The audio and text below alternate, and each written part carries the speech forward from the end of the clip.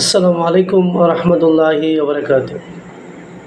সম্মানিত মুসলিম ভাই বোনেরা, আমরা জানি দান সাদকা, টাকা পয়সা, ধন সম্পদ এগুলো দিয়েই করতে হয়।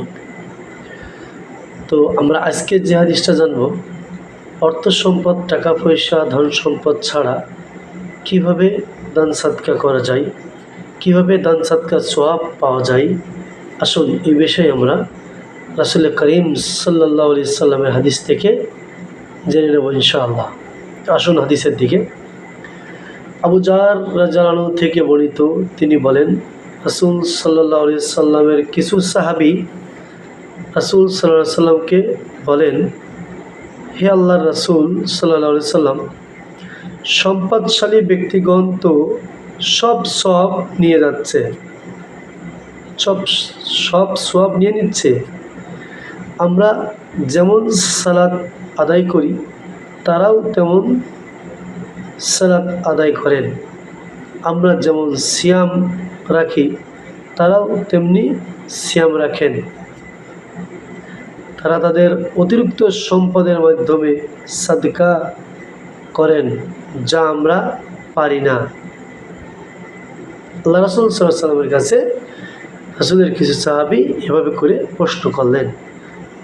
এবার আল্লাহ রাসূল সাল্লাল্লাহু আলাইহি সাল্লাম উত্তরে কি বললেন শুনুন। জবাবে তিনি বলেন, আল্লাহ কি তোমাদের জন্য এমন কিছু নির্ধারণ করেননি যার মাধ্যমে তোমরা সাদকা করতে পারবে? প্রতিটি সুবহানাল্লাহ বলাতে সাদকা হয়, প্রতিটি আল্লাহু আকবার বলাতে সাদকা হয়, প্রতিটি আলহামদুলিল্লাহ বলাতে সাদকা হয়, প্রতিটি লা ইলাহা ইল্লাল্লাহ বলাতে সাদকা হয়। কোনো সর্বশেষ যে রাসূল সাল্লাল্লাহু আলাইহি সাল্লামের উপদেশ ছিল, কোনো মন্দ কাজে নিষেধ করা সাদকা। সুবহানাল্লাহ। তাহলে আমরা উক্ত হাদিস দ্বারা বুঝতে পারলাম, ধন সম্পদ, অর্থ সম্পত্তি ছাড়াও সাদকা সওয়াব পাওয়া যাবে। সুবহানাল্লাহ বললে, আলহামদুলিল্লাহ বললে, লা ইলাহা ইল্লাল্লাহ বললে এবং কোনো মন্দ কাজে নিষেধ করা সাদকার সমান সওয়াব।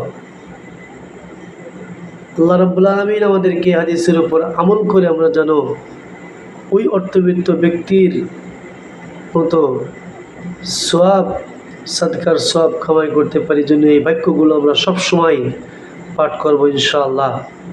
আল্লাহ তুমি আমাদেরকে সেই তৌফিক দান করুন, আমিন। হাদিসটি সহিহ মুসলিম 720 নম্বর হাদিস, মুসনাদ আহমদ 167, আবু দাউদ 5243, সহিহ বুখারী 843 নম্বর হাদিস।